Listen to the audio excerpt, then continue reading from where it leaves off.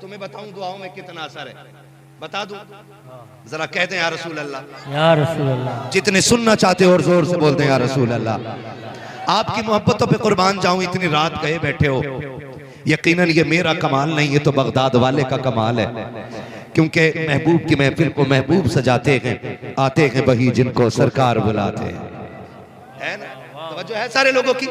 मैं बताने लगा हूं एक बात, बड़ी अहम बात है, बस आप मुझे देखिए, इन्हें ना देखिए। बड़े मसरूफ लोग हैं, आज सारे बिजनेस का हिसाब मिंबर पे ही होना है। आप मुझे देख के सुनिएगा, ठीक है ना? बहुत गौर से मेरी बात सुन लीजिएगा। हुजूर की आदत करीमा थी कि जब भी अपने किसी सहाबी से मिलते ना, जब भी किसी सहाबी से मिलते उसकी खैरियत पूछते। आज बाप बेटे से खैरियत पूछने तैयार नहीं, और बेटा बाप से खैरियत पूछने तैयार नहीं। एक घर में रहते हैं, एक घर में, एक घर में रह रहे हैं, एक चार दीवारी, ये कमरे अलग अलग हैं। जब बेटा निकलता तो यूं मुंह करके निकल जाता है, बाप देखता रह जाता है। तुम्हें खुदा का वास्ता देख के कहता हूं, अगर बाप रूठ गया है ना तो मना लो उसे, राजी कर लो। अगर बाप नाराजी में मर गया ना तो पूरी दुनिया के पीर भी तेरे जनाजे पे आ जाए ना, अल्लाह उस वक्त तक जन्नत नहीं देगा जब तक तेरा बाप तुझसे राजी नहीं हो जाएगा। वाह, ये भी सुन लीजिए कान खोल कर। सगे बाप से बंदा नाराज हुए बैठा यार, उस बाप से जिसने पूरी जिंदगी कंधे पे बिठाया, जिसने कभी उंगली पकड़ने की कीमत नहीं मांगी, जिसने कभी मुंह के चबाए लुकमों की उजरत तलब नहीं की। आज उसके लहजे भी तल्ख हो गए, आज उसकी बातें भी कड़वी होने लग गई। आज वो बोलता है तो तुझे उसकी आवाज में कुत्ते की आवाज लगती है। आज तू मुंह मोड़ के चल रहा है। खुदा की कसम तुझे पता ना हो तो जाके पड़ोसी से पूछ ले, जब तू दुनिया में आया था सर्दी का मौसम था, 3 दिन का था, तुझे ठंड लग गई थी, तेरे फेफड़े जाम होने लगे थे, डॉक्टरों ने कह दिया बस से बाहर बात है, यहाँ नहीं दूर लेकर के चले जाओ। तेरे बाप ने तुझको कंधे पे बैठाया और दूर दराज के सफर तय करता रहा, बारिशों में भीग करके तेरा इलाज कराया, तुझे सर्दी में लेकर के चलता रहा ताकि तेरी जिंदगी बच जाए। आज उस बाप से दो बातें करने के लिए तैयार नहीं है, आज उसकी दो बातें तुझे कड़वी लगती है। और सुनो बगदाद वाले की महफिल में आने वालों, तुम नहीं जानते हो खुदा की कसम, अगर बाप को ना समझा हो तो कभी मंडी में खड़े होके देख, हर दिन तुझे बाप बिकता हुआ नजर आएगा। जा कभी मजदूरों की लाइन में लग के देख, तुझे बाप मजदूरों की लाइन में नजर आएगा। अगर तूने बाप को ना समझा हो तो कभी रोड पे जाकर के देख, जो साइकिल से सर्दी में जा रखा है वो भी किसी का बाप होता है, जो पेड़ से गिर के मर जाता है वो भी किसी का बाप होता है, जिसे लाइट पकड़ लेती है वो भी किसी का बाप होता है, किसी का बाजू मजदूरी में कट गया वो भी किसी का बाप था, किसी का पैर कट गया वो भी किसी का बाप था। सुन, अगर बाप तेरे लिए इतना कर सकता है तो तू ऐलान कर दे कि मेरा बाप अगर जान भी मांगेगा तो जान भी दे दूंगा, फिर भी ये कहूंगा कि हक तो ये कहे कि हक अदा ना हो। हाय हाय, वाह वाह वाह वाह वाह वाह, हक के खिताबत भाई मुफ्ती साहब, हक के खिताबत करो, हर शख्स अपने बाप की कदर करे। बेशक बड़ी दौलत होती है बाप। आज है तो कदर नहीं है, आज है तो कदर नहीं है, कल नहीं होगा ना तब एहसास होगा। सच बताना दिल पे हाथ, मैं अपनी बताऊं, अल्लाह ने सब कुछ दिया है, शोहरतें भी हैं, दौलत भी है, सब कुछ है, लेकिन जानते हो मैं बड़ा बेफिक्र रहता हूं। ना मैं हादसों से डरता हूं, ना मैं हासिदों से डरता हूं, ना मैं मुखालिफों से डरता हूं, ना मैं दुश्मनों से। क्यों? मेरा यकीन है कि मेरे माँ बाप दुआएं देने वाले मेरे घर में बैठे हुए हैं। वाह वाह वाह, ये सच्ची बात बता रहा हूं, ये सच्ची बात आपको बता रहा हूं। हाँ सच्ची बात है, खुदा की कसम खा के कहता हूं। एहसान मानो अगर बाप है तो मुंह मोड़ के ना निकला करो, मुंह मोड़ के ना निकला करो। बाप औलाद के लिए आसमान की तरह होता है। जिस दिन ये कब्रिस्तान चला गया ना तो ऐसा लगेगा जैसे छत हट गई है और जमीन तुम्हारे लिए तंग हो गई है। बाप वो दरख्त होता है जो कितनी भी तेज धूप हो लेकिन औलाद को हमेशा साए में रखता है, उस दरख्त की तरह होता है। हाँ मैं आज देख रहा था, एक बच्चा मजदूरी कर रहा है, अल्लाह ऐसे जालिमों को मिटा दे, वो मजदूरी कर रहा है, उससे कोई दुकान में नुकसान हो गया, इतना छोटा बच्चा होगा, मालिक ने उसे कुत्ते की तरह पीटा है। आज समझ में आया कि बाप क्या होता है।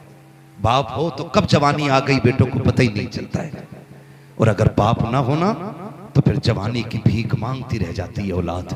कहे भाई आसानी से जवानी हाथ नहीं आती है। फिर भी कहता मेरे बाप ने मेरे लिए क्या किया है। हाँ ये है, फिर भी ये सवाल है, ये है। मेरे बाप ने मेरे लिए क्या किया है। सुन, वो तेरी हड्डियों को ताकत देते देते अपनी हड्डियां तोड़ बैठा है। वो तुझे कामयाब बनाने के चक्कर में अपनी कामयाबियां भूल गया। वो तुझे मशहूर करने के चक्कर में अपने आप को मिट्टी में मिला बैठा है। हाँ, और आज तू पूछता है तूने मेरे लिए क्या किया। मैं तो कहता हूं खुदा की कसम, ये पगड़ी मेरी वजह से नहीं, मेरे बाप की मेहनत की वजह से मेरे सर पे आई है। हाँ, मेरे बाप की वजह से आई है। ये जुब्बे, ये दस्तार, ये इज्जत है, ये शोहरत है, मैं इसका हकदार नहीं, ये तो मेरे बाप की दुआओं के सदके में मिली है। अल्लाह ने बाप दिया है ना, तो कदर कर लो, नहीं होगा तो रोना आएगा। बताओ क्या नहीं था मेरे नबी के पास, क्या नहीं था। अबू बकर जैसा यार भी है, उमर जैसा वफादार भी है, उस्मान जैसा आशिक भी है, अली जैसा तलवार चलाने वाला मर्द मुजाहिद भी है। क्या कमी थी मेरे नबी के पास, कोई कमी नहीं ना। बिलाल जैसा आशिक भी है, सलमान जैसा दीवाना भी है, खुबैब जैसे जानिसार भी है। ऐसे ऐसे दीवाने उसकी चौखट पे खड़े हैं, लेकिन फिर भी रोता था मेरा नबी, फिर भी रोता था मेरा नबी। चचा हुजूर के पीछे हो जाते ना, मेरे नबी बाजू पकड़, चचा पीछे न चला करो। हुजूर के चचा कहते महबूब मेरे औकात क्या, मैं आपसे आगे चलूं, मेरे माँ बाप तेरी जूतियों पे सदके जाएं, मैं कैसे आपके आगे चलूं, क्यों मुझे आगे करना चाहते हो। मेरा नबी आंख में आंसू भर के कहता था, मक्के वाले कहते हैं कि आपकी शक्ल मेरे बाप अब्दुल्ला से मिलती है, और जब आप पीछे चलते हो तो लगता है मेरे बाप से मेरी पीठ हो गई है। ओ लोगो, जिसने चचा को इतनी इज्जत दी हो, वो अपने बाप को कितनी इज्जत देने के लिए आया होगा। आज खुदा का वास्ता देख के कहता हूं यार, कदर कर लो, आज इज्जत कर लो। बैठे वो घर के अंदर, वो बैठे घर के अंदर राहें तक रहे। मेरा बेटा आ रहा होगा परदेश से, लाएगा मेरे लिए कुछ ना कुछ। मैं भी तो आता था ना बाजार से, तो मैं कभी केले लाता था, कभी सेब लाता था। इतना तो मेरे बेटे को भी याद होगा ना कि मुझे क्या पसंद है। लेकिन खुदा की कसम, बाप उस दिन नहीं मरा जिस दिन कफन में लिपटा है। बाप उसी दिन मर गया था जिस दिन बेटा बाजार की चीज छुपा के बाप से घर के अंदर दाखिल हुआ। उस दिन मर गया था बाप। उसको लगा था कि मैं इसके लिए बाजार से रात के 3 बजे भी आता था, बीवी से कहता था उठा, मैं बाद में खाऊंगा, अपने लाल को पहले खिलाऊंगा। मेरा रिश्ता इसके साथ ऐसा था। और आज ये छुपा के लेके जा रहा है, और ये सोच के कि गरीब हो जाएगा, ये सोच के कि मुझे खिलाने से दौलत में तंगी आ जाएगी।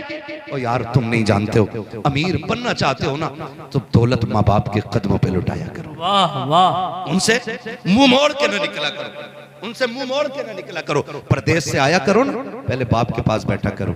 मैं तो कहता हूँ ना, थक गया है बाप, थक गया है। देखो हालात कितने, जिस दिन बाप बनोगे ना मेरे बेटे, उस दिन पता चलेगा बाप की जिम्मेदारी क्या होती है। जब से बाप बने ना, कसम खा के कहता हूँ, सब कुछ है, सब कुछ है, लेकिन कुछ भी अपने लिए करने का मन नहीं करता। आज जी चाहता है कि जो भी हो औलाद के लिए हो जाए। फिर ख्याल आता है जितनी हमें औलाद प्यारी है ना, उतनी हमारे माँ बाप को अपनी औलाद प्यारी है। जिस दिन इस जगह पहुंचोगे तब तुम्हें पता चलेगा बाप क्या होता है, बाप क्या होता है। किसी अक्लमंद ने बड़ी प्यारी बात कही थी। उसने कहा था, जो जेब में पैसे होते हुए, दिलों में हसरतें होते हुए, बाजार से खाली जो लौट जाए ना, उसे बाप कहते हैं।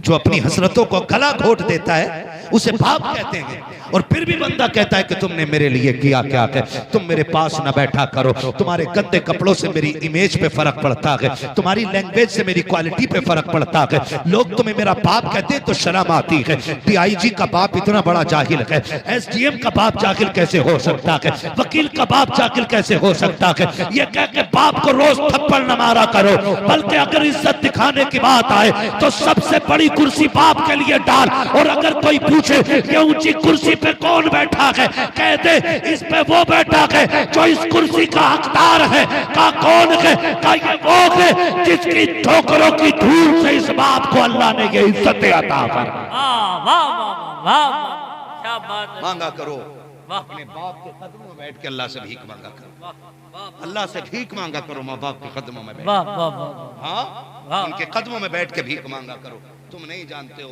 इन उलमा से पूछिए जो रियाजत और सुलूक के रास्ते और इबादत के जरिए और विलायत के रास्ते 12 साल की विलादत से नहीं मिलते ना, विलायत 12 साल की इबादत से नहीं मिलते ना, अल्लाह वो माँ के 2 आंसुओं के कतरों में अता फरमा दिया करता है। कहाँ, किधर बैठे हो? हमसे पीर साहब कहते हैं कि 4 जुमेरात हैं, तुम्हें चिराग जलाना, आंधी हो, तूफान हो, बच्चे छोड़ के जा रहा है, बीवी छोड़ के जा रहा है, चिराग जलाने जा रहा है। है ना। वो बाप ने कहा बेटे ये खांसी का सिरप है, पिछली ठंड में लाके दिया था, बड़ा आराम मिला था। पर्चा देख के यूं गुस्से में मोड़ा और मुंह पे मार के कहता है तुम्हारे खर्चे उठाऊं या औलाद के खर्चे उठाऊं? डरो अल्लाह से, डरो अल्लाह से। ना कहा करो बाप से कि तुम्हारा खर्चा उठाने का मेरे पास वक्त नहीं है, मत कहा करो। अल्लाह तौफीक देना। उनको अगर हड्डियां भी देनी पड़े तो अपनी निकलवा के दे दो, दिल भी देना पड़े तो दे दो, दिल भी देना पड़े तो दे दो। इसलिए कि रब की रजा बाप की रजा में रखी गई है। ये याद रखिएगा। पीर हो, फकीर हो, कितना बड़ा अल्लामा हो, कोई ऐसा नहीं जो बाप से बड़ा रुतबा रखता हो। तुम्हें पता है ना, बगदाद वाला पीर पढ़ने के लिए बाहर निकला ना, माने का अब्दुल कादिर मेरे हाथ में हाथ दे। मेरे बड़े पीर ने हाथ में हाथ दे दिया। अम्मी क्या बात है? कहा बेटे एक वादा करके जा कि कभी झूठ नहीं बोलना है। सरकार गौसे पाक तो वो हैं जो आलम अरवाह में भी वली हैं, माँ के शिकम में भी वली हैं, और पैदा भी विलायत के साथ हो रहे हैं। और ये पहला बच्चा है जमीन पे जिसने पैदा होते ही रोजा रखना शुरू कर दिया। आम नहीं है। और आज ये कब रोजा रख रहे हैं? जब पैदा हुए। और अब उम्र 16, 14, 17 साल, अब ये उम्र आ गई आपकी, घर छोड़ रहे हैं। माँ ने कहा झूठ ना बोलना, बता जो आलम अरवाह में वली है वो झूठ बोलेगा। लेकिन वाह रे अब्दुल कादिर, तूने माँ का हक अदा करके दिखाया, तूने माँ होने का हमें सबक सिखाया है। अल्लाह अकबर। माँ ने हाथ में हाथ दिया, अम्मा वादा रहा, अब्दुल कादिर जान दे देगा, तुझसे किया हुआ वादा न तोड़ेगा। आज एक एक बंदे से मेरी गुजारिश है, परदेश जाते हो सबसे दिल खोल के मिलते हो, बीवी से पूरी रात रो रो के बातें करते हो, हंस के बातें करते हो, और माँ के लिए वही सुबह के 3 मिनट, माँ के लिए वही 3 मिनट सुबह के। उस माँ की किस्मत में 2 घंटे का भी वक्त नहीं, सही बात। जो तेरे बगैर 1 मिनट नहीं रह सकती थी, उसके लिए आज 2 मिनट रह गए तुम्हारे पास। आए दरवाजे पे वो रोती हुई आई, बेटे आ एक बार माँ के सीने से भी लग जा। जितनी तेरी बीवी तेरे लिए तड़पती है ना, उससे कहीं ज्यादा मेरा दिल तड़पता है तेरे लिए। वो कहती बेटे डर के, बेटे बहू से डर के माँ कहती है बेटे फोन कर लिया कर। आज माँ को डर के कहना पड़ रहा है बेटे फोन कर लिया कर। इनने कहा हाँ मैं कर लूंगा। तुम नहीं जानते हो, लोग ईद का चांद इतने लोग ईद का चांद इतनी शिद्दत से नहीं देखते जिस शिद्दत से माँ बेटे के फोन का इंतजार करती है। और तुम माँ से कह के चले गए मैं करूंगा फोन, अम्मी मेरा फोन आएगा देख, मैं जाकर शाम को बताऊंगा मैं पहुंच गया हूं। माँ फोन रखे रखे बैठी रह गई, पूरी रात गुजर गई, लेकिन 1 घंटे तक न बच सकी उसके फोन की। वो उठा के घुमा के देखती रही, कहीं फोन तो खराब नहीं हो गया, कहीं इसकी बैटरी तो डाउन नहीं हो गई। और तुम रात भर अपनी बीवी को जुलेखा बना करके जिंदगी की, उससे रात भर कुलाबे करते रहे। तुझे क्या पता माँ क्या होती है? काश तूने कभी माँ की जुदाई का एहसास किया होता। आ तुझे बताऊं मेरा नबी है, अभी दुनिया में जलवागर नहीं हुए हैं कि बाप का इंतकाल हो जाता है, अभी पैदा हो रखे हैं। हलीमा सादिया लेके चली जा रही है, 4 साल के बाद वापस पलटे हैं। 2 साल माँ के साथ रहने का शरफ मिला है। उसी 2 साल के अंदर अपनी वालिदा के साथ अपने ननिहाल मेरे नबी जा रहे हैं। वापसी में आते हुए वालिदा की तबीयत खराब हो गई। काफिले वालों ने कहा था आमीना बताओ तो सही साथ चलना है या तुम्हें ठहरना है। हजरत हलीम हजरत आमीना ने काफिले की तरफ देखा, दूसरी बार रो करके अपने बेटे मोहम्मद की तरफ देखा और कहा था काफिले वालों मैं तो चलने की ताकत नहीं रखती हूँ, जाओ तुम चले जाओ, तुम्हें सफर मुबारक हो। ये कह के हजरत आमीना ने काफिले को रुखसत किया। आज तुझे बताऊं बेबसी किसे कहते हैं, आ देख बेकसी किसे कहते हैं, आ देख तन्हाई का मतलब क्या होता है, आ तुझे बताऊं जुदाई किसे कहते हैं। मेरे नबी के बचपन का जमाना है, उम्र शरीफ सरकार की 6 साल है, अम्मी की तबीयत खराब है, काफिला जाने लगा है, सूरज छुपने लगा है। मेरा नबी कभी सूरज को देखता है, कभी जाते हुए काफिले को देखता है, कभी माँ को देख के रोने लग जाते हैं। माँ ने कहा था शहजादे क्या बात है? अम्मी काफिला जा रहा है, जंगल के तन्हाई है, है, कोई दूर दूर तक यार मददगार नहीं है। अम्मी क्या बनेगा? कहा बेटे आ मेरे सीने से लग जा। सरकार की अम्मी ने सरकार को सीने से लगाया। जरा सोच तो सकी उस आमीना का मुकद्दर क्या रहा होगा जिसने मेरे नबी को सीने से लगाया। अबे मेरा नबी तो वो है जो अर्शों से गुजरे तो अर्श की महराज हो जाती है, अगर बैतुल मुकद्दस से गुजरे तो नबियों की इमामत करता है। बता उस आमीना का मुकद्दर क्या होगा जिसने गोद में लेके मेरे नबी को झूले झुलाए। वाह वाह वाह वाह वाह, जिंदाबाद जिंदाबाद। माँ क्या होती है? वाह। मेरे हुजूर बैठे अम्मी क्या बनना है? हक के खिताबत इतना सुना ना? वाह भाई वाह, मुफ्ती बेटे को सीने से लगाया। कुछ सोच रही है। माँ तो माँ होती है, माँ तो बहुत अच्छा है। माँ होती है। तुम 7 समंदर पार रहो, माँ पलिया में हो, माँ निगासन में हो, माँ कहीं भी हो, तुम 7 समंदर पार हो। तुम टेक्नोलॉजी के अंदर बैठे हो, माँ मिट्टी पे बैठी है। कसम खा के कहता हूँ पेट में दर्द तेरे हो तू इतना बेचैन नहीं होता जितनी बेचैन 7 समंदर पार माँ हो जाया करती है। जितनी बेचैन 7 समंदर पार माँ हो जाया करती है। और सुनो लोगों सुनो, दुनिया में सेठ कहने वाले, ठेकेदार कहने वाले, जमींदार कहने वाले 1000 मिलेंगे, लेकिन नाम लेके बेटा कहने वाला माँ बाप के अलावा कोई दूसरा नहीं मिलने वाला है। तरस जाओगे इस जुमले को अगर ये चले गए तो तरस जाओगे। इसलिए खुदा मेरा नबी बैठा है, हुजूर की आंखों में आंसू है। नबी की अम्मी ने यूं बाजू फैलाया, आ मेरे सीने से लग जा। तूने सोबिया से लोरियां ली हैं, तूने शीमा से लोरियां सुनी है, तूने हलीमा से लोरियां सुनी है, आज आखिरी बार आमिना की लोरियां ले सुन ले। हुजूर दौड़े, माँ के सीने से लग गए। अजीब कयामत थी, अजीब कयामत थी। मेरा नबी रोया, मातब की देख के कह रही है न रो मेरे लाल, न रो, अल्लाह ने तुझे बड़ी शान अता की है। जब तू दुनिया में आया था ना तो मैंने सुना था कोई कह रहा था वो आ गया है जिसकी जमाने में निराली शान होनी है कि कायनात को इसका गुलाम बनाया जाएगा और इसको कायनात का इमाम बनाया जाएगा। बेटे तुझे अल्लाह ने बड़ी शानें दी हैं, बड़ी शानें दी हैं। बेटे हर नई चीज को पुराना होना है, हर आने वाले को चला जाना है, हर बका के लिए फना है। बेटे सब चले जाएंगे, लेकिन जानते हो ये कहते कहते ना हजरत उम्मे ऐमन चुप हो गई, चुप हो गई। फिर होश आया, फिर आपने हजरत शीमा को आवाज, उम्मे ऐमन को आवाज दी। कहा कि उम्मे ऐमन, कहा जी, जरा करीब आओ। हुजूर का हाथ पकड़ के उनके हाथ में दिया, कहा आज से मेरा लाल तेरे हवाले है, आज से मेरा लाल तेरे हवाले। और तारीख 7 जुमले कहे थे नबी की अम्मी ने, एक एक बंदा जरा दिल पे हाथ रख के सुने।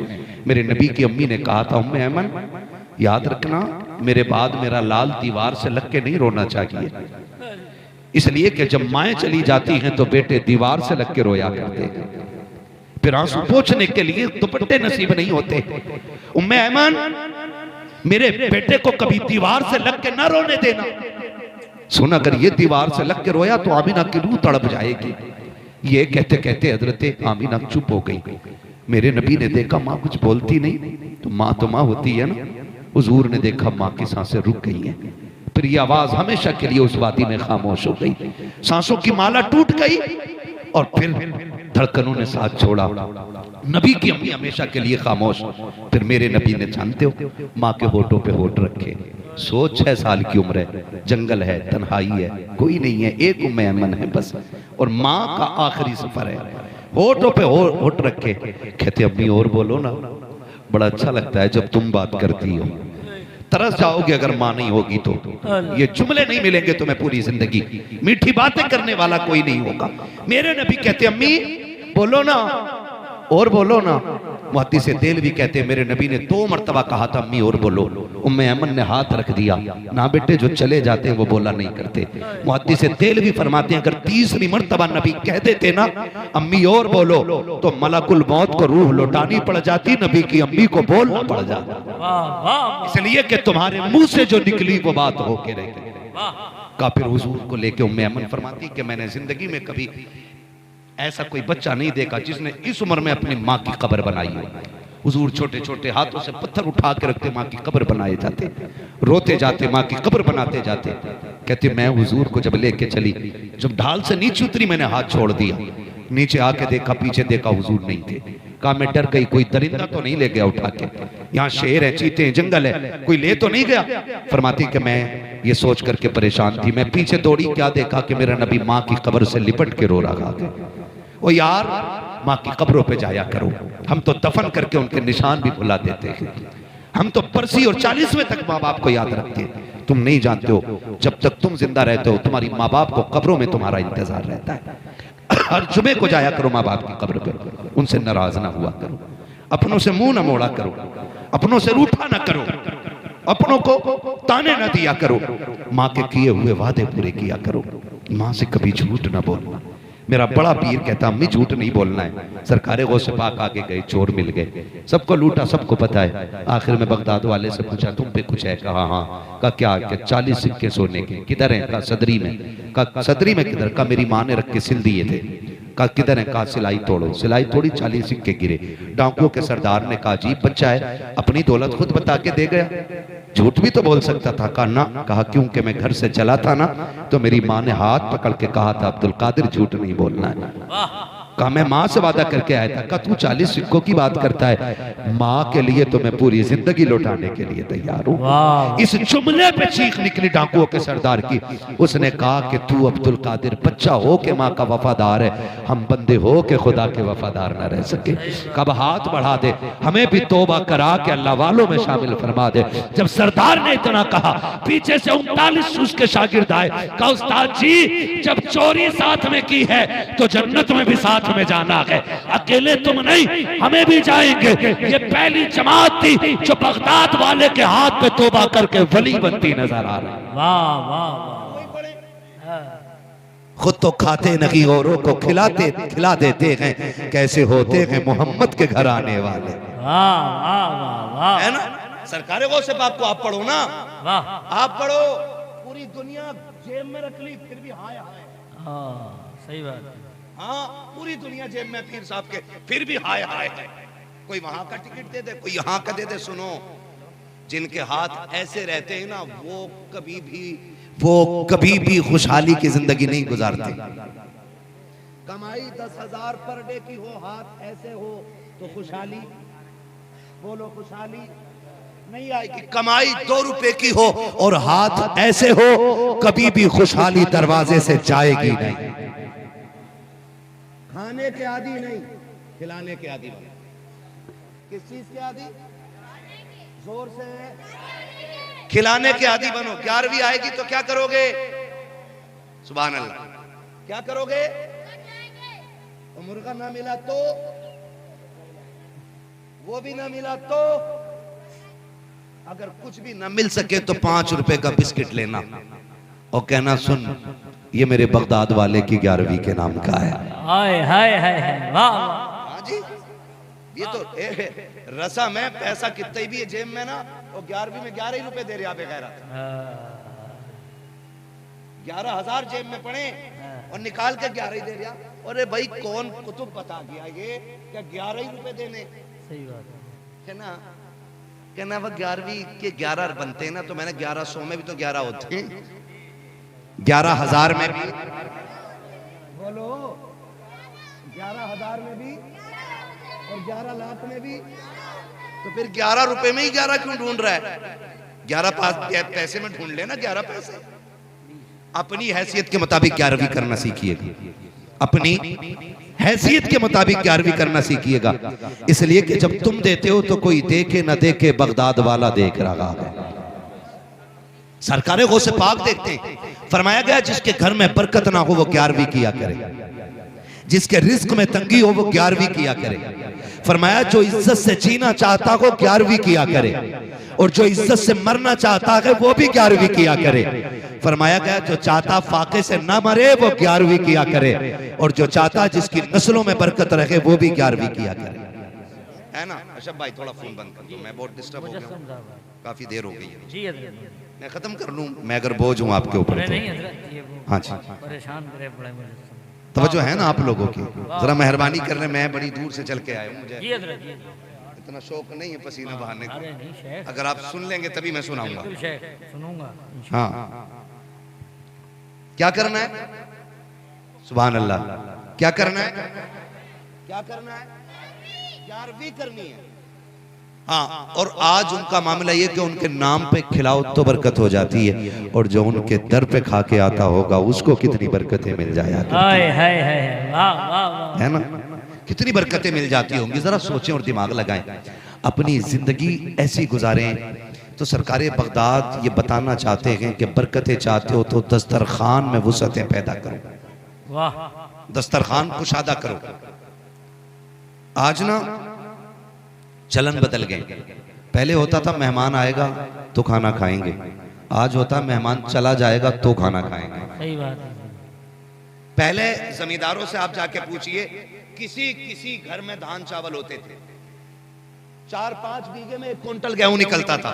आज 1 बीघे में 4 क्विंटल गेहूं निकल रहा है। सही बात। लेकिन फिर भी हाय हाय बरकत बरकत बोलो नहीं है ना? क्यों? क्योंकि पहले तो गेहूं भी कम होते थे लेकिन हाथ नहीं फैलाते थे, चावल कम होते थे हाथ नहीं फैलाते थे। आज घर में सब कुछ है लेकिन बरकतें रूठ गई हैं। वजह सिर्फ इतनी है कि पहले के लोग अकेले नहीं खाया करते थे, बल्कि मेहमान को साथ बैठा करके खिलाया करते थे। अपने दस्तरखान इतने वसी रखते थे कि उनके दरवाजे से कोई खाली नहीं जाया करता था। आज का मामला ये है, आज के हालात ये है, हमारे घरों की कंडीशन ये है कि हम दस्तरखान पे बैठ जाएं, कुत्ता घर के अंदर आ जाए तो हम पहले कुत्ते को मारते हैं, उसके बाद खाना खाने के लिए बैठा करते हैं। मैं आपसे कहना चाहता हूं प्यारे, अगर घरों में बरकतें चाहते हो तो सुनो, घर में किसी न किसी को खाना खिलाया करो। कोई ना कोई मेहमान रखना चाहिए। अगर कोई इंसान ना मिल सके तो परिंदों को खिला दिया करो, अगर परिंदे ना मिल सके तो और जानवरों को खिला दिया करो, अगर वो भी ना मिल सके तो मुट्ठी भर लेकर के मिट्टी की चीजें चूटी के दरवाजे पे उनके बिलों पे जाकर डाल दिया करो। अगर वो भी ना मिल सके तो दरिया में जाकर के मछलियों को खिला दिया करो, इसलिए कि अगर तुम खाओगे तो गंदगी बन जाता है, अगर अल्लाह की मखलूक खाती है तो वो दुआएं बन के अल्लाह के अर्शों से जाकर टकरा जाए। खिलाएंगे इंशाअल्लाह। ये गौसे पाक का ये पैगाम है, ये याद रखिएगा। और अपने दरवाजे पे कभी कुत्तों को मारिएगा नहीं, मारिएगा डरा धमका के हटा दो। खाने के टाइम तो यार आधी रोटी आपने कुत्ते को डाल दी तो आपका क्या चला गया? कुछ चला जाएगा? हो सकता है तुम कुत्ते को आधी रोटी डालो और वो तुम्हारी आधी रोटी खाए, उसका कलेजा ठंडा हो, फिर तुम्हारी नस्लों के रिज्क का इंतजाम कर दिया जाए। ये भी तो हो सकता है ना, ये भी तो हो सकता है। खुद खाने से बेहतर है दूसरों को खिलाओ। अपनी जिंदगी में ये मामूल रखिएगा, ये मामूल रखिएगा। ऐसे ही गौसे पाक बड़े पीर नहीं है, ऐसे ही नहीं है। आज तो माफ कीजिएगा, हम ना इतने खुद गर्ज हो गए कि कोई रिश्तेदार बीमार हो जाए ना, फोन बंद कर लेते हैं कि कहीं पैसे उधार ना मांग ले। ऐसे ही करते हैं ना, 99% ऐसा ही होता है। रिश्तेदार बीमार हो जाए ना, फोन बंद, पैसे ना मांग ले। सगी बहन आके भाई के दरवाजे पे खड़े होकर रोके कहती, भैया मेरे बेटे को डॉक्टर ने खून मांगा है, चल के खून दे दो ना। तो अभी भैया कुछ नहीं बोलता, भाभी बेहोश होके गिरने लगती, हाय तेरे भैया में तो कुछ है ही नहीं। सही बात है। वो पहले मर जाती है। सगी बहन दरवाजे पे आई खड़ी है, उसके बेटे की जिंदगी का सवाल है, और सगी बहन दरवाजे पे खड़ी है। 4 पैसे के लिए भाभियां रो के दिखाती है। कितने भाई धक्के दे के भगा देते, ना ना कुछ नहीं है तेरा, तू ले जा चुकी है। सुन, जब बहनें दरवाजों से रोती हुई लौटती है ना, तो सिर्फ बहनें नहीं लौटा करती हैं, खुदा की रहमतें लौट जाया करती हैं। अल्लाह ने दिया है ना। वो दरवाजे पे कोई आया साहिल बनके, तेरा रिश्तेदार है, तेरे ताल्लुकात में मदद के लिए आया है, हाथ पीछे न कर, शुक्र अदा कर के रब ने उसे तेरे दरवाजे पे भेजा है, तुझे उसके दरवाजे पे नहीं भेजा है। वरना चाहता तो वो तुझे भी तो भेज सकता था उसके दरवाजे पे। और याद रखिएगा वो कादिर मुतलक है, उसे पलटने में देर नहीं लगती। जब उसने लफ्ज़ कुन से कायनात बना डाली है तो तुझे मिटाने में कितनी देर लगेगी। कभी ये भी सोच लिया करो, दरवाजे पे सगे आ जाते हैं, हम गेट बंद कर लेते हैं, हम अपनों के काम नहीं आते, फिर कहते हैं ये बीमारी लगी है ठीक नहीं हो रहा हो, वो बीमारी लगी है ठीक नहीं हो रहा हो। सुन और खोल खोल के सुन ले प्यारे, जो बीमारियां दवाओं से नहीं जाया करती, खुदा की कसम वो अपनों की दुआओं से चली जाया करती। दुआओं के आदि बनो, दुआओं के, ऐसे नहीं दुआओं के आदि बनो, दवाओं के आदि ना बनो। ना बनिएगा।